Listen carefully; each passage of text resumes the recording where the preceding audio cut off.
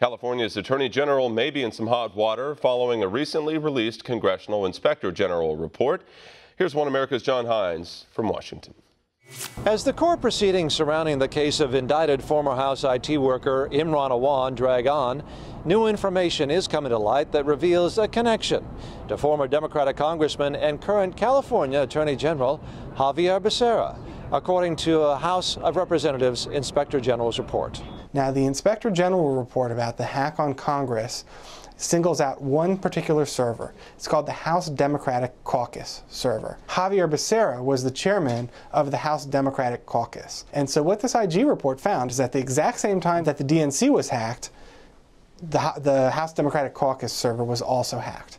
And Javier Becerra knew of problems and didn't take any action. So there's a series of failures by Javier Becerra. He didn't go to the cops. He knew of cybersecurity issues. And when the worst came, when the IG report came out identifying this server as the primary, sort of the epicenter of this breach, Javier Becerra has never once said publicly what happened. Failures, including the fact that he apparently did not alert Capitol Hill police, even though it appears he may have known of cybersecurity issues.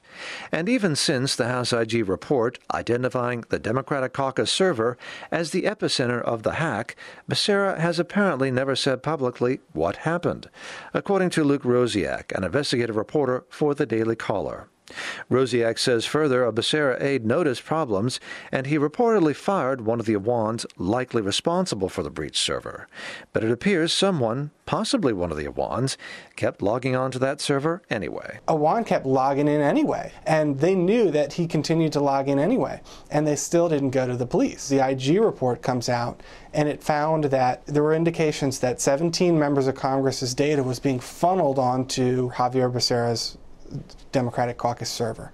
So they were using it to vacuum up information from other members of Congress. And then from there, data was moving from Javier Becerra's server off the House network, which is not allowed. So it appears a violation of House protocols may not have been reported, according to Rosiak, who reads from the IG report. To read a passage from the IG report, it said, members of the Awan family logged on to the caucus server 7,000 times without authorization between October 2015 and August 2016.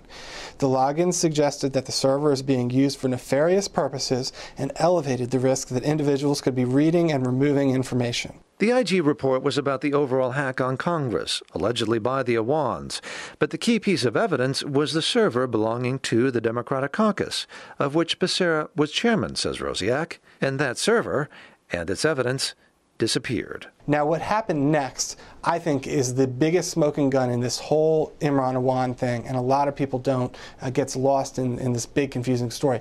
Right after the IG report identifies this server as the key piece of evidence in a criminal probe into a hack on Congress, Javier Becerra's server is stolen. It physically disappears. They physically lift up the computer and walk out of the Congress with it, along with all the data on it and of all the evidence that police wanted to use to prove this criminal case. And yet, says Rosiak, no one reported the missing server, which he thinks is particularly noteworthy. This is really notable because Javier Becerra is now Attorney General of the largest state in the country, and there was this incident of apparent obstruction of justice in his own server. The IG report actually mentions that Sean McCluskey, Deputy Attorney General of California, and Javier Becerra knew of problems before the IG caught Imran Awan. So they were the ones who could have warned others and prevented this major hack from happening, but they did not do this. John Hines, One America News,